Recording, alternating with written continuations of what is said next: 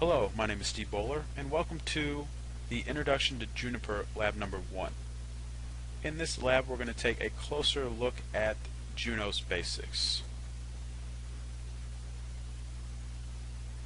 So in the Introduction to Juniper Lab number 1, we are going to familiarize ourselves with the following items.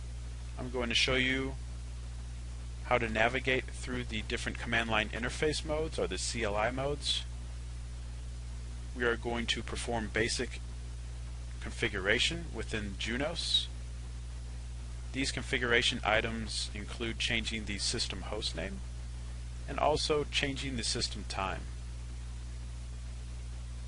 I'm also going to show you and explain the concept of the commit command along with the rollback command.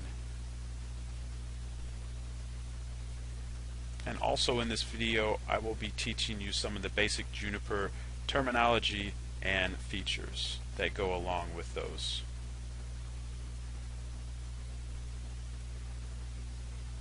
So as we can see, we have a very simple network topology. We have the laptop that I am currently producing this video on, that is connected to the Juniper device, which is the SRX210. And this is a Juniper router that I have purchased.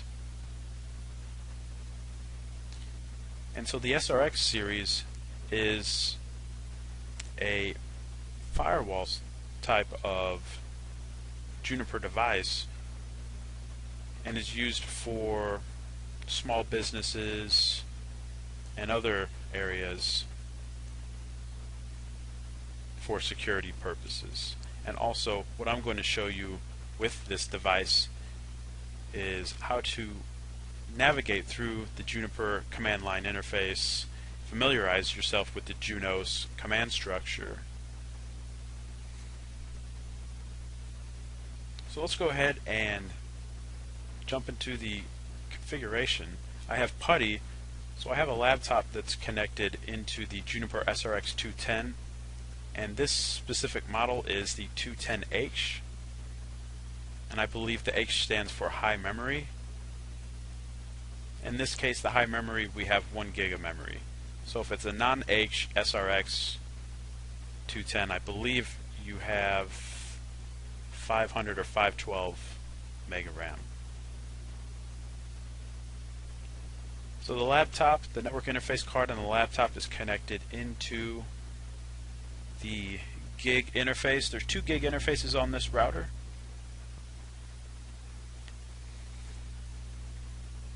And also this SRX box is power over Ethernet as well. The only thing that this image shows that my SRX 210 does not have here at home is the T1E1 card. So right now on my router, this T1E1 card is covered up. There's just a plate over it. Whereas this one is populated, the router in this picture is populated with the T1E1 card.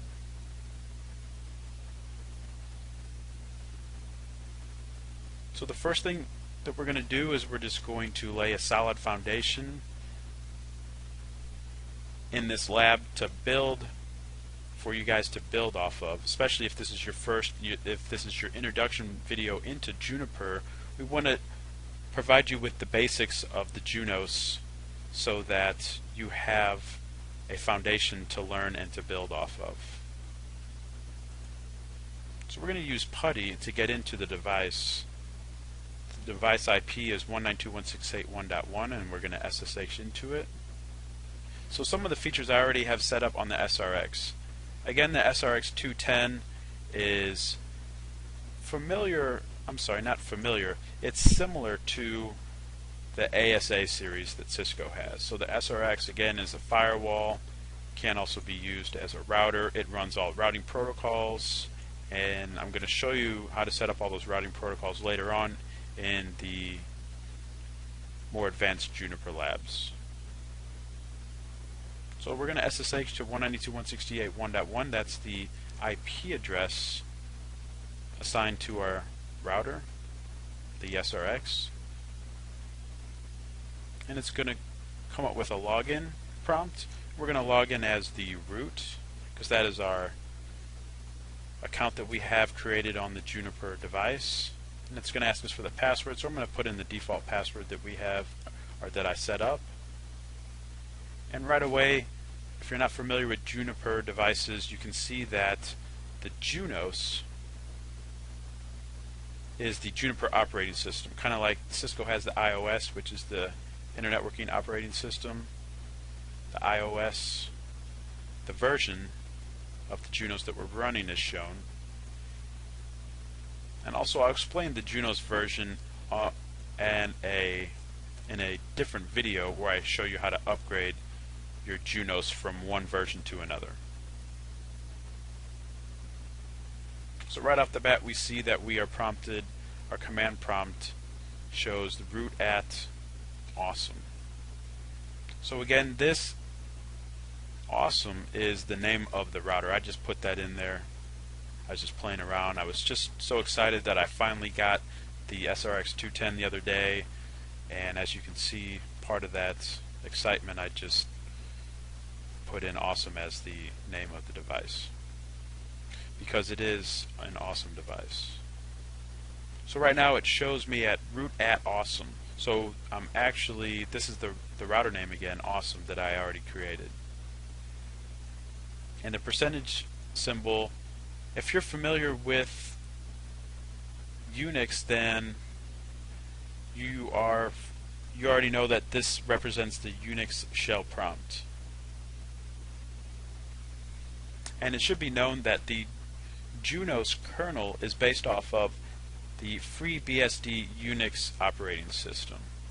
So again, there's a lot of similarities that you will see between those two items.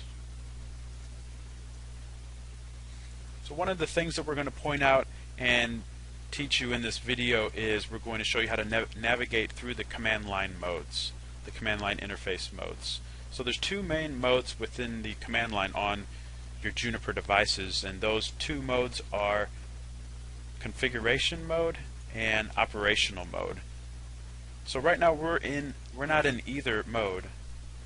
Again, we're in the Unix shell prompt. To get into operational mode, we have to enter the command CLI. So once we hit CLI and enter, you can see that the greater than sign indicates that we are now in operational mode.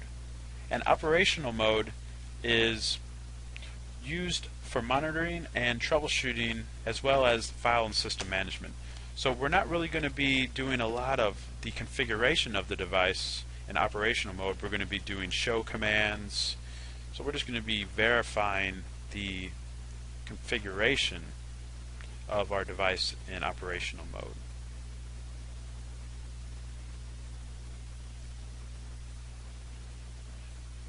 So from operational mode, if I just hit a question mark, you can see that I have multiple items right off the bat. Again, the question, if I put in the question command, this gives me the possible completions for this hierarchy within the Junos. I have an option to configure, to use a file statement, to use the help command. Like we said before, the majority of operational mode, you're going to be using the show command a lot. Again, this is where we'll use ping and telnet. So there's a lot of options. So let's go ahead and just run a show command.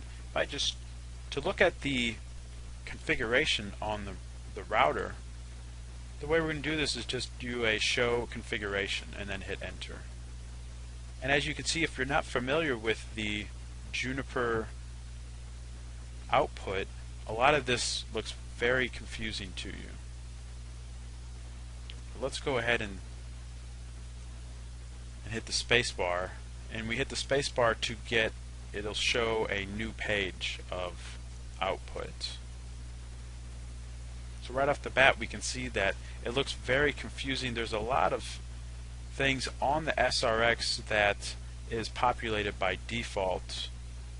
It sets up your zones, your what's known as security zones. So you have trusted and untrusted zones. Obviously, gig 000 is the interface that, if we go back to the network diagram, my laptop is plugged into gig 000. And so this is a trusted security zone.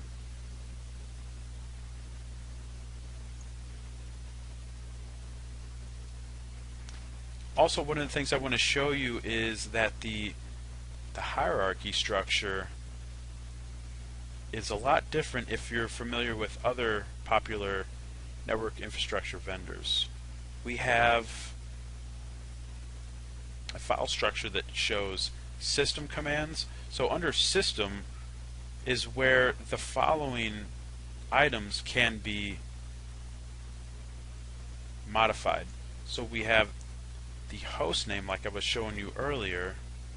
The host name was set to awesome, and this option is under the system hierarchy of the Junos. So that's one of the main hierarchy structures. That's one of the main places that you can edit is from the system. We also have interfaces, and it shows the interfaces that are configured. Currently we have gig 000 and also loopback 0. We have what's known as routing options, where we can configure a lot of different things, such as the router ID. We have the protocols hierarchy. Under the protocols hierarchy, we're going to see our routing protocols listed, such as OSPF. We could also have RIP, our ISIS, our BGP. And I'm going to show you this hierarchy a little more in this video under, again, this is all can be edited under configuration mode.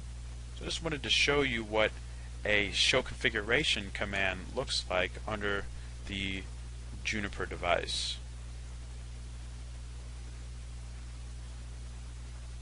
So there's also an option to do autocomplete on Juniper devices. For instance, if we want to do a show configuration, if I just do show CO and then hit question mark, you can see that I have two completions. We have configuration and connections. But if I go one step further and do CONF, we see that we only have one possible completion, and that's show configuration. So from here, if I just hit the tab option, you can see that it auto-completes the word for me, so I don't have to type out the word in full. So it's very handy, especially when you get into configuring a lot of different items. The autocomplete command can do wonders for you.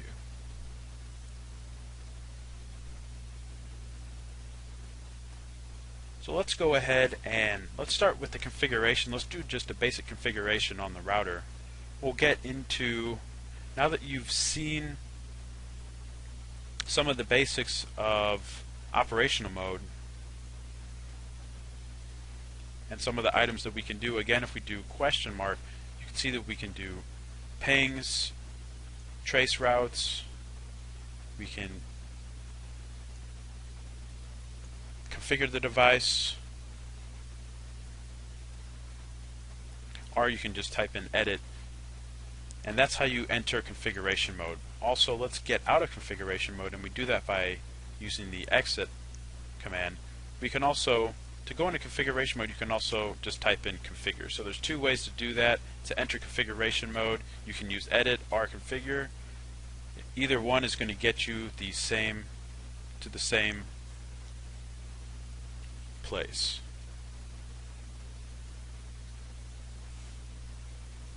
So let's go ahead and get into configuration mode again. We'll go and do edit.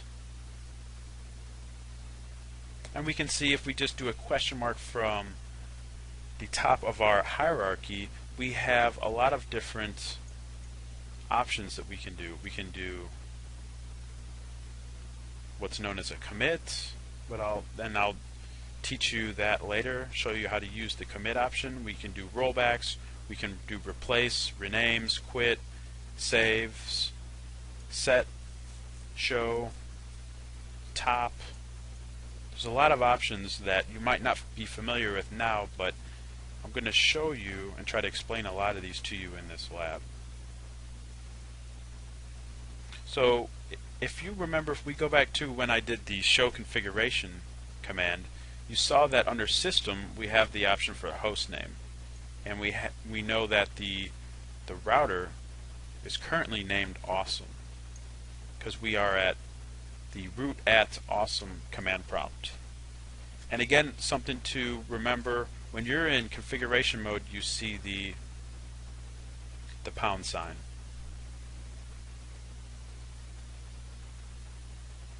If I do the statement edit and then question mark, this is where we have all of the items that we can edit within configuration mode.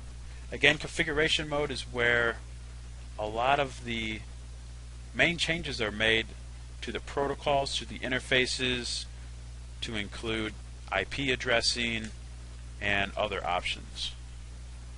So this is where the majority of our configuration within the Juniper device is going to be made.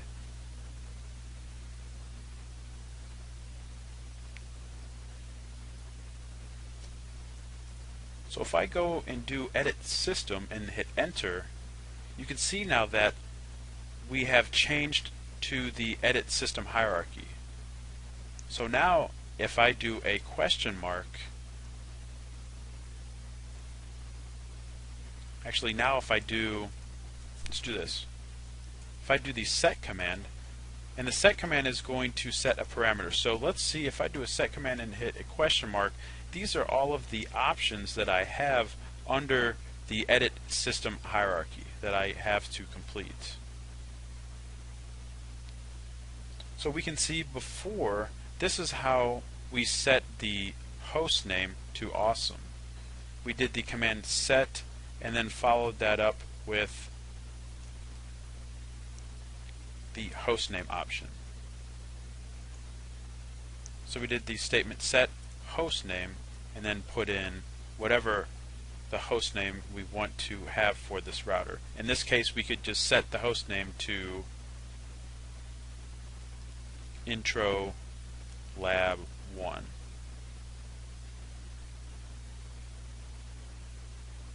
You can also, if we go, right now we're under the system, edit system hierarchy. If I go back, if I hit the exit, if I enter exit from here, this is going to send us back to the top of the configuration hierarchy. So we're at edit mode. Again, this is the top of the configuration hierarchy. I can do that same command. I can change the host name like I did before, where I was under edit system hierarchy and put set host name. I can change the host name under the top of the configuration hierarchy by doing the command set system and then follow that up with host name as well.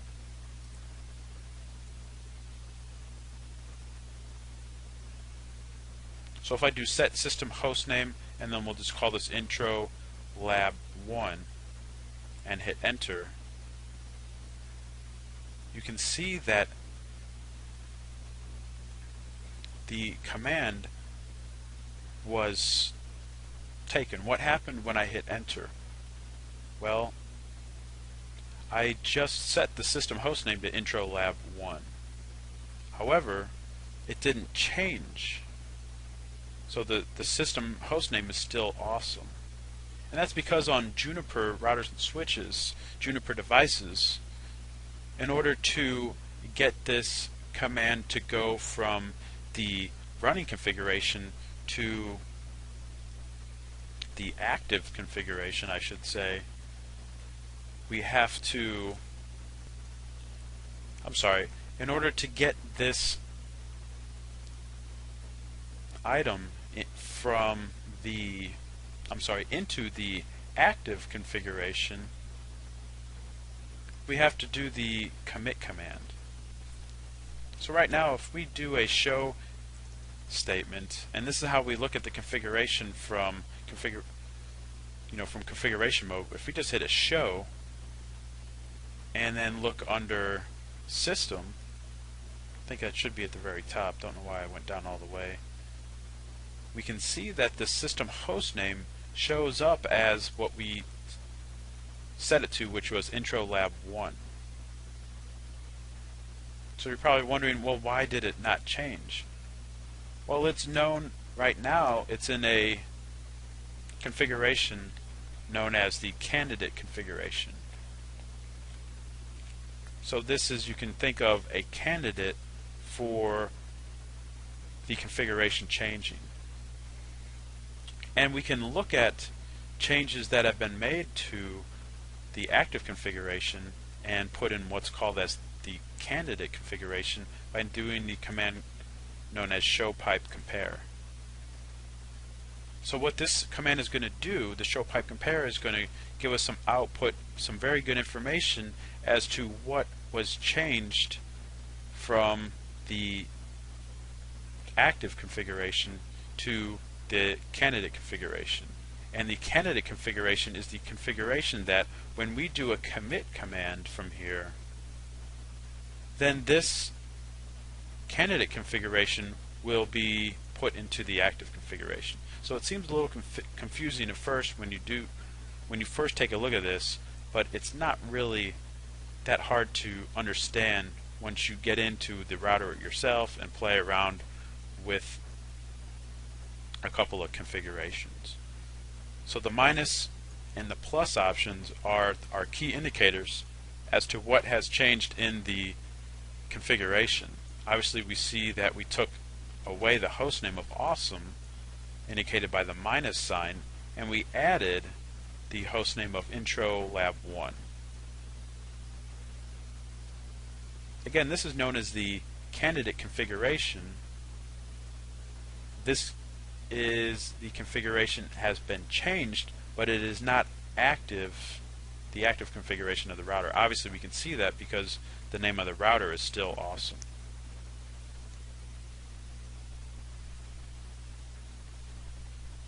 So let's go ahead and commit the change. And the commit statement, you can see, has multiple options as well. You can do commit check, where you can check your correctness of the syntax. It will not apply the changes. This is going to just make sure that you have not made any syntax errors. So if I just do commit check and then hit enter, it's either going to tell me that it succeeded or failed. And then if it fails, it'll tell me exactly where in the configuration my failure is occurring. And then I can go and check that configuration. So we can see by doing the commit check, you can see that the configuration check succeeds. So at this point, if I do a commit, then we should see the router name change from awesome to Intro Lab 1. We could also do what's known as a commit comment, where we can put a message to write to the commit log. We can also do commit confirmed. And this option is very useful because what this will do is it will automatically roll back if not confirmed. So what this means is that you have, when you do commit confirmed, I'll go ahead and show you this real fast actually. I'll do commit confirmed and then hit enter. So at this point right now the router is committing the changes from candidate configuration and putting it into the active configuration.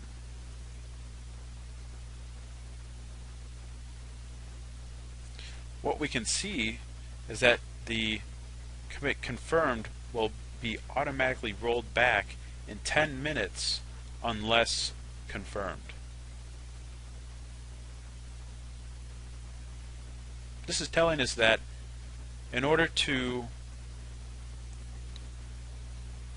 keep the configuration that we have committed, we have to commit it.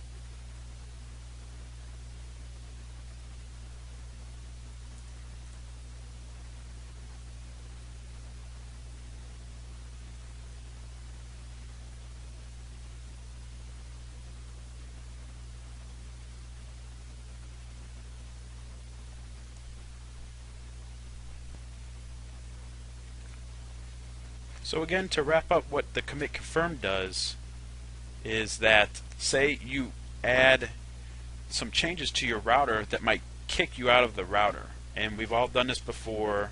We've been in the situation where we have a customer who calls, or we're doing a configuration change for somebody, or even at our house in our lab, and we lock ourselves out of the device.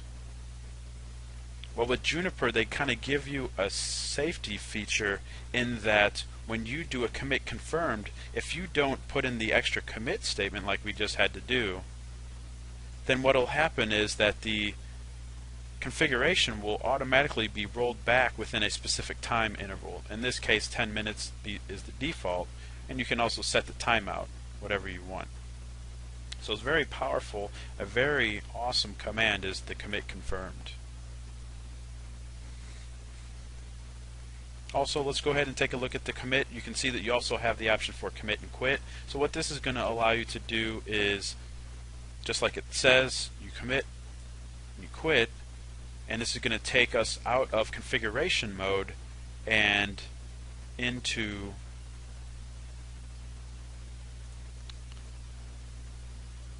operational mode. As we can see, it says exiting configuration mode.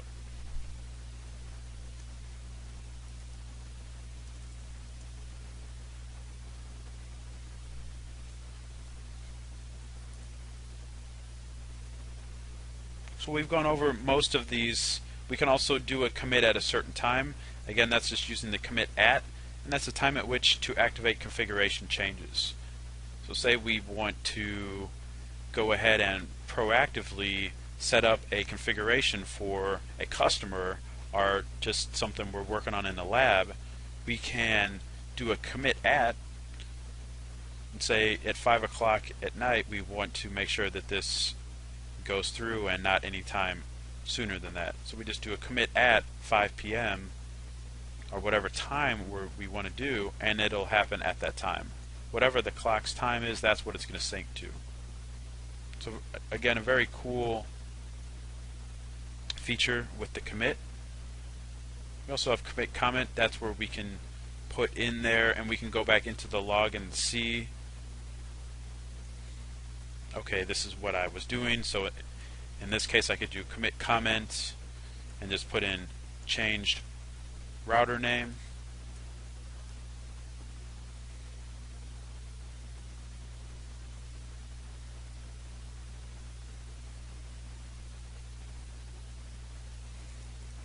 So now if I do a show log messages and we go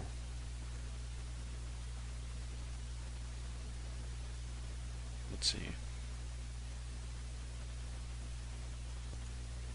I'm sorry. The command we're looking for is show system commit. And if we hit enter, we can see that it gives us our latest commits. For instance, when we confirmed it, it showed us that statement, and also it just showed us the last commit. That's obviously commit. The last commit was 0. So again, 0 being the latest commit, 5 being the commit that was the farthest back.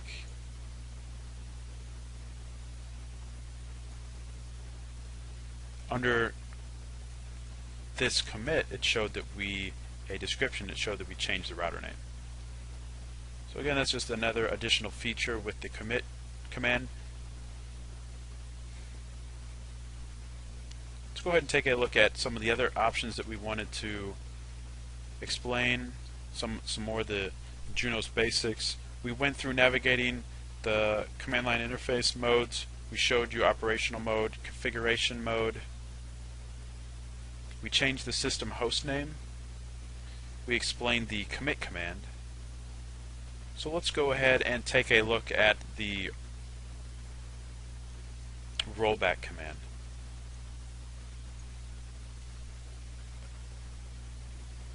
So what the rollback command is going to do at a very basic level, the rollback command is going to allow us to revert back to a previously saved active configuration. So say somebody changes something on accident on the router, something configuration wise, and we did not want that to occur. One of the quickest ways to get that configuration back in place before they did, say they changed 100 things on the router, well, instead of having to go back and take out every single one of those commands individually, you can just simply do what's known as a rollback command, and all of those statements will all be taken off very quickly. So in this part, we only changed one command. We only changed the host name. And again, this is done under configuration mode. If we do a question mark, you can see that we have the rollback option. So this is the rollback to previously committed configuration. So if I do this statement rollback, and if I just do rollback 0, you can see that our host name is still intro lab 1. So rollback 0 did not do anything. All that does is roll back to the configuration that is present on the router.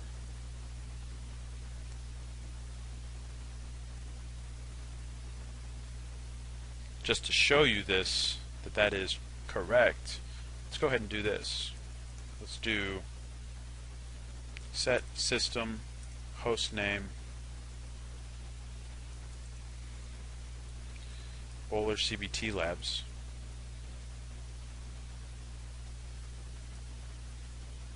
We'll go ahead and commit this in real time. So again, when we're not doing commit confirmed and we just do a commit, we should see the host name change in real time, and that is exactly what we see. So now we see that we have the change Bowler CBT Labs.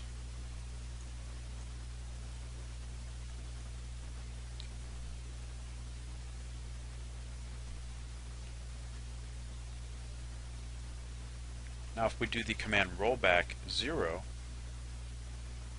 what we can see is that it actually rolled back nothing at all. So we're still stuck with the same configuration. We see Bowler CBT Labs is still present. If I do a rollback 1,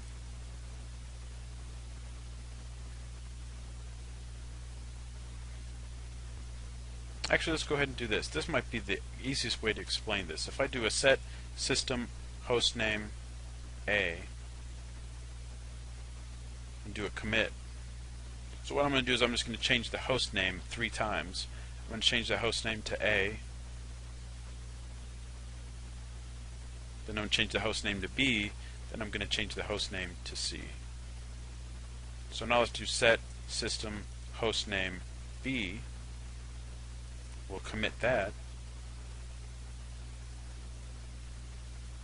The reason I want to do it this way, because there was a couple of times there where I did a few commits, and I want to make sure that we have this all laid out here correctly. And now I'll do set system hostname C. We'll go ahead and commit this. So we have 3 times that we have committed the configuration. We've made 3 configuration changes. We changed the host name of the device 3 times from A to B to C. So now if I do a rollback 0, you see that it shows the load complete. If I do a rollback 1, you can see that it says load complete again. But now if I do the show command, if I do a show, you can see that it says the host name is B. And that's because when I do a rollback, that configuration becomes the candidate configuration. So when up here, when I did the command, let's see, when I did rollback 1 up here, and when I did the show configuration, what that would have shown is the host name of what it was before I changed it to Bowler CBT Labs. So should be at that point Intro Lab 1. So what I'm trying to teach you is that even though you do a rollback statement, that configuration does not become the active configuration right away. That becomes the candidate configuration, as we can see with the current example. So again, in order to make that statement or that configuration active, I have to do a commit statement. So sorry if I confused you on that above when I did the rollback, when I created it, the hostname of Bowler CBT Labs. Apologize. So now that I've done the commit, you can see that we have successfully rolled back to the previous configuration where the device, the host name, instead of C was B. Also, I want to show you where these configuration changes are at. If we're in operational mode, we do the command file list config. We can see that we have multiple copies of the configuration, and they're all named 1, 2, 3, 4, 5 consecutively down the line. And it gives us a copy of the config and the times the configs were changed. We can take a look at this configuration. If I do a file show and then do /config, and then let's just look at Juniper config .1.gz, you can see that this was the previous configuration where I named the host name C. So before this, if I go back to 2, we see this is where we named the host name B. And then if I even go back further to 3, this is where I named the host name A. So what we can see is we can go back and see exactly what the configurations held by doing the file show /config /Juniper and then putting in the configuration that we want to see. It's a very cool feature. Again, if I do a file list config Juniper, it's going to give us multiple copies of the configuration that we had previously saved. So we can look at those and we can determine based on those options. So say we did a file show config and then let's do 5. This is where we had the host name 2 that was Intro Lab 1. So let's try this. Let's go and do a rollback 5.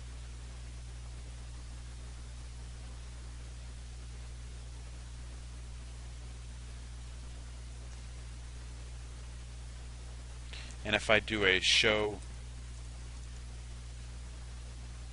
we can see that the host name is indeed IntroLab 1. So that's one of the features you can use when you're using the rollback to see, okay, well, what version of the configuration do I need to roll back to? You can always look and see what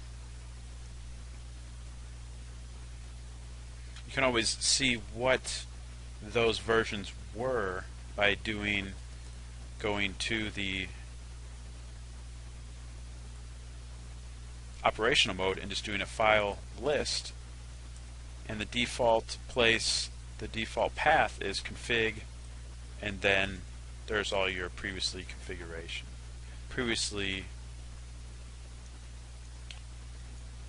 those are all your previous configuration paths.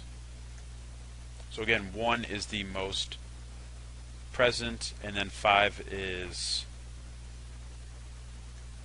the farthest back config.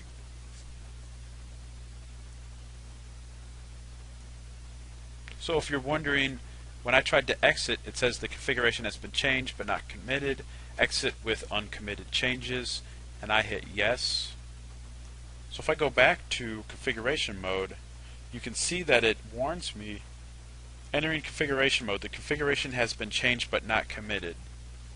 So the Juniper devices are very intuitive and informative in that they will tell you and warn you, okay, look, the configuration has been changed. Before you go ahead and do some commits and try to change the configuration, we're just letting you know that you might want to take a look at that. Again, the command we can do to take a look at the configuration is we can just do a show pipe compare. Okay, what's changing?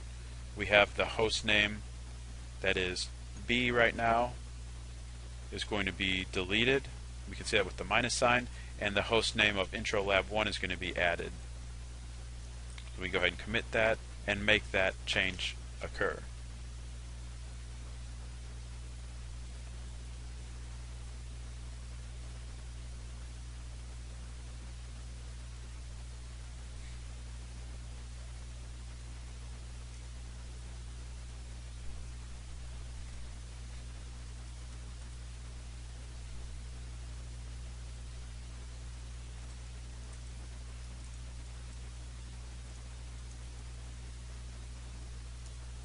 Another good command is the run command. It's kind of like the do command on Cisco devices, where you do like do show from global configuration mode or interface configuration mode on the Cisco iOS device. The run option allows you to do kind of like the similar features. So you can do like run monitor interface, if you're trying to monitor an interface. We haven't got that far into showing you what monitor interface does. Or you can do like a run show interface to see the real-time stats. Again, stuff that you want to see in operational mode. That, if you're in configuration mode, you wouldn't be able to do without entering the run command. So the run is going to give you that option. Basically, the run command will give you the option to perform operational mode commands within configuration mode. So let's go ahead and go back to our sheet that shows what we're trying to do in this lab. Introduction lab, Juniper Lab number 1. We showed you the operational mode. We showed you the command line interface modes. We performed basic configuration. We changed the system host name. We explained the commit command. We explained the rollback command. We also showed you and taught you some of the basic Juniper terminology and features. Let's go ahead and change the system time. It's one of the main things you want to do when you first get the device up and running. Let's go ahead and take a look and see how you do that in the first place. If we do a show how you look at that information, if we do a show system uptime, this is going to give us the current time on the device. Again, in UTC. So the way we're going to change the system time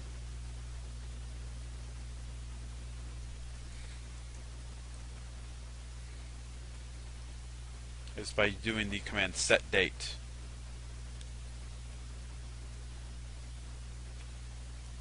can also, you have two options from set date. You have the NTP option, so you set the system date and time using the network time protocol servers, or you can set it manually by doing the option set date, and then you can see the new date and time in year, month, day, hour, minute, second format. So in this case we can do year is 2011, month is September, the day is the 15th, the hour is 11, the minute is 41, and seconds we'll just put 00. By hitting enter, we can see that the new time is now present. This time is Central Standard Time because that's the time zone that I'm in here locally. So there'd be one last thing I'd have to do is I'd have to go under configuration mode and do the command set system time zone and change the time zone to reflect Central Standard Time because by default it's UTC. So very easy to do. Show system uptime. Now we can see that the time has changed. Before it was set to 1050 UTC, and now we set that to 1141.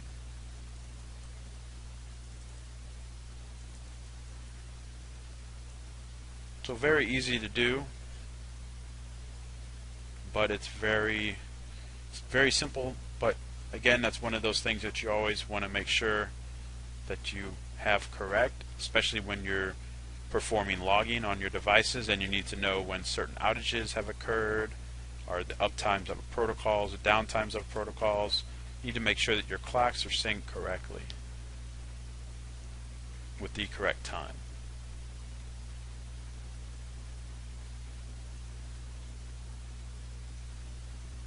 So one of the last things I would just want to show you is the use of what's known as the top command. Let's go into configuration mode. Now if I go under edit, you can see that we have a lot of options to edit. In this case, we'll go ahead and go under, let's just say edit interfaces, or I'm sorry, let's do this. We'll go under edit protocols, BGP,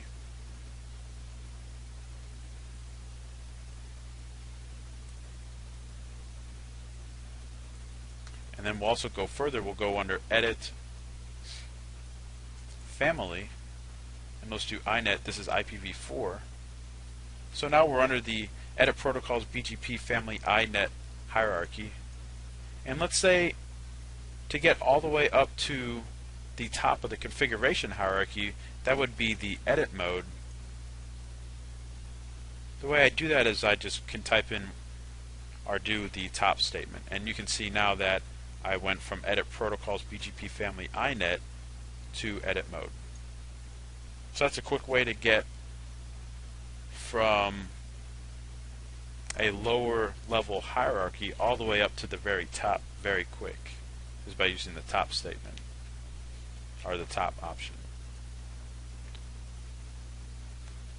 So the command hierarchy on the Juniper devices can be a little tricky and a little hard to get used to at first, but once you start practicing, you can see that it's not very difficult to understand. For instance, if we're under edit interfaces, we can apply global statements under all interfaces, which is a very powerful tool, or we can go under one interface in particular.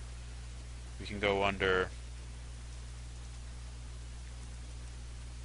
edit, and then we can put in our interface name directly that we want to go under. So in this case, we're under gig E001.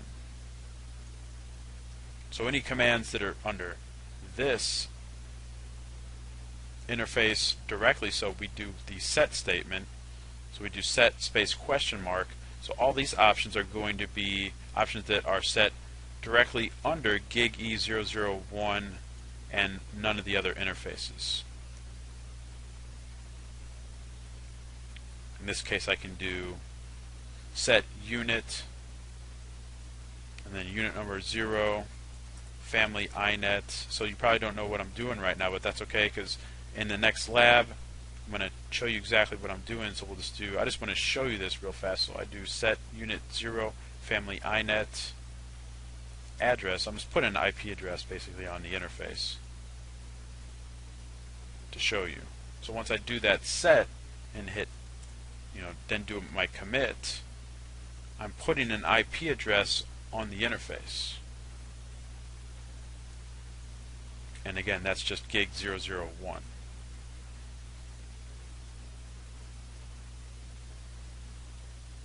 So once the commit is completed, I can go just do a top. That sends me to the top of the configuration.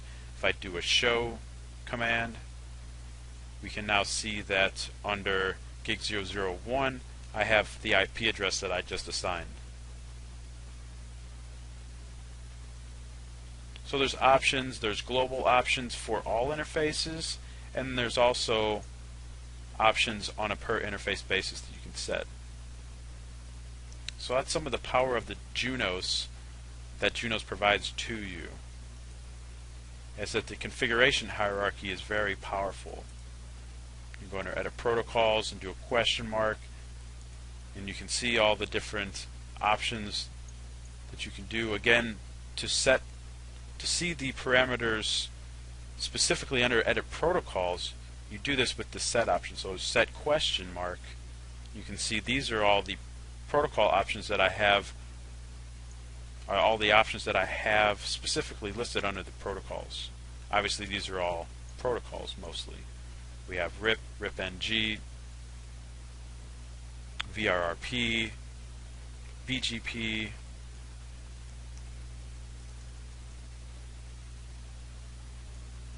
so again, don't worry about what I just put on. If you're not familiar with the options that I put under gig E001, in my next lab I'm going to provide us with a closer look at the physical, at all of the interfaces basically, and explain how to do specific basic functions under the interfaces. In this lab, to sum it up, this is our introduction to Juniper Lab number 1, which we showed you the Junos basics. We navigated through the command line interface modes of the operational mode and the configuration mode.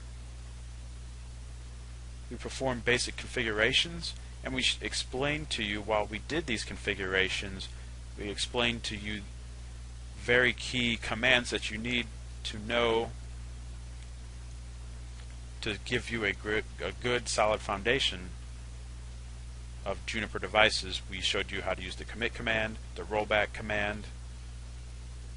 We explained basic Juniper terminology and features. We also showed you just some of the shortcuts that you can use and key features that Juniper has, like commit confirmed